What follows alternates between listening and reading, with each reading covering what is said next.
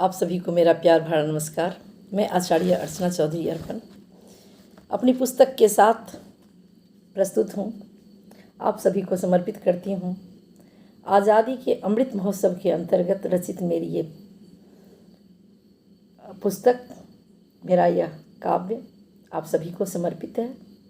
भारत के अमर स्वतंत्रता सेनानी द्वय नेताजी सुभाष चंद्र बोस एवं बापू मोहनदास करमचंद गांधी के ऊपर कुछ पंक्तियाँ मेरे द्वारा लिखी गई है और आप सभी को समर्पित है।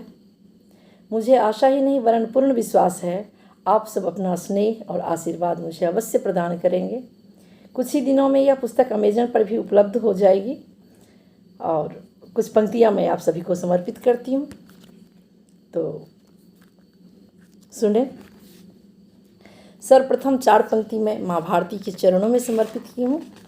नमो नमो ही मातृभूमि तेरे चरणों में है कोटि नमन, वीरों की जननी वसुंधरे तेरे चरणों में अर्पित तन मन, वीरों की जननी वसुंधरे तेरे चरणों में अर्पित तन मन, तेरे चरणों में अर्पित तन मन, तेरे चरणों में अर्पित तन मन।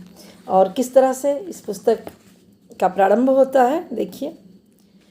लेखनी अब लिख जय हिंद जय हिंद जय हिंद, अगणित अमर कथाएं जिनकी वीर सुभाष और गांधी की, अगणित अमर कथाएं जिनकी वीर सुभाष और गांधी की, गुंजित जिससे अखिल विश्व है सत्य अहिंसा का वह स्वर है, करुणा और दया का संगम देवभूमि यह भारत में ही है, हिंद हमारा भूखा गौरव जिसकी दिव्य ज्योति का जगमग फैल रहा है अखिल विश्व में, इसके सत्य शौर्य का अर्णव फैल रहा है अखिल विश्व में, इसके शौर्य सत्य का अर्णव, सत्य अहिंसा का यह दाता, प्रजातंत्र का भाग्य विधाता, चतुर्वेद का यह व्याख्याता, सबसे मानवता का नाता, भटके को भवराह दिखाता, गीत प्रेम का हर पल गाता, मनुष्यता का जीवन दाता, प्रथम सभ्यता का व्याख्याता, शरणार्थी का आश्रय दाता, सूर्य चंद्र का ज्ञान प्रदाता, विश्व शिरोमणि देश हमारा, कोटि कोटि मनुजों को प्यारा, विश्व शिरोमणि देश हमारा, कोटि कोटि मनुजों को प्यारा, शक कुशानी अबन भी आए सभी यहाँ पर आश्रय पाए, चाहे मुगल तुर्क अफगानी ब्रिटिश फ्रेंच सिकंदर सानी, पाए प्रतिष्ठा बने अतिथि पामर क्यों समझे यह प्रीति, खाए जिनका अन्न पले वह डसे उसी को पामर करकस, भाई भाई को पृथक किया बोया बीज द्वेष ईर्ष्या का, भारती जकर गई बेरी में डूब गया गौरवान्वित मस्तक।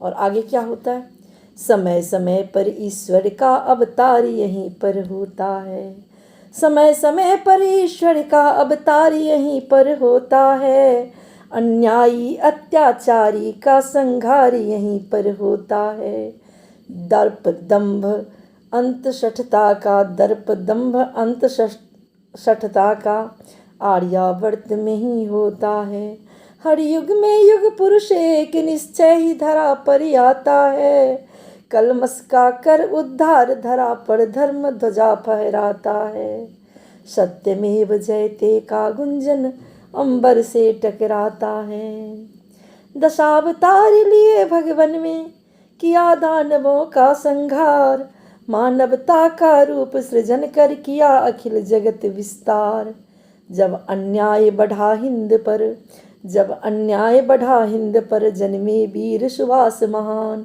जब अन्याय बढ़ा हिंद पर जन्मे वीर सुभाष महान, अपने शौर्य पराक्रम से लिख दिया गगन पर अमर गान, अपने शौर्य पराक्रम से लिख दिया विश्व पर अमर गान, पिता जानकी नाथ बोस माता थी पुण्य प्रभावती, सुत ओजस्वी सुभाष हुए उत्कल के में कटक पुण्य भूमि, उत्कल में कटक पुण्य भूमि, बचपन से अति कुशाग्र हुए, निज देश पे जीवन वार दिए। असंख्य कीर्ति ध्वज आप बढ़े, असंख्य कीर्ति ध्वज आप बढ़े, जिस पथ पर वीर सुभाष चले, जिस पथ पर वीर सुभाष चले।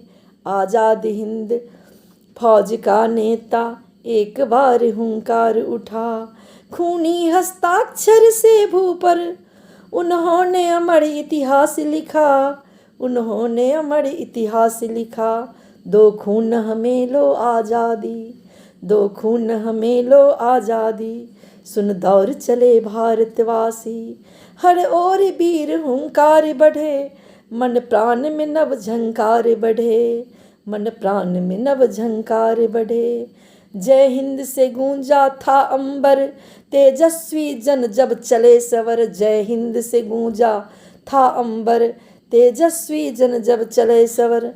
सबके मन में उत्साह भरा, निज वतन पे मरने लाल चला, निज वतन पे मरने लाल चला। मैं उसी लाल इतिहास पुरुष का शौर्य बताने आई हूँ, मैं उसी लाल इतिहास पुरुष का शौर्य बताने आई हूँ। तूफानों में राह बनाया उसे दिखाने आई हूँ। जय हिंद नाद से भूषित कर सोए सिंहों को जगाया था। सुभाष चंद्र बोस ने सोए हुए सिंहों को जगाया था और सर्वप्रथम आज़ाद हिंद फौज का निर्माण कर भारत माता को स्वतंत्रता देने के लिए जो प्रयास उन्होंने किया वह इतिहास में सदैव अंकित रहेगा। साथ वही सुभाष जो बर्मा में अपना परचम लहराया था।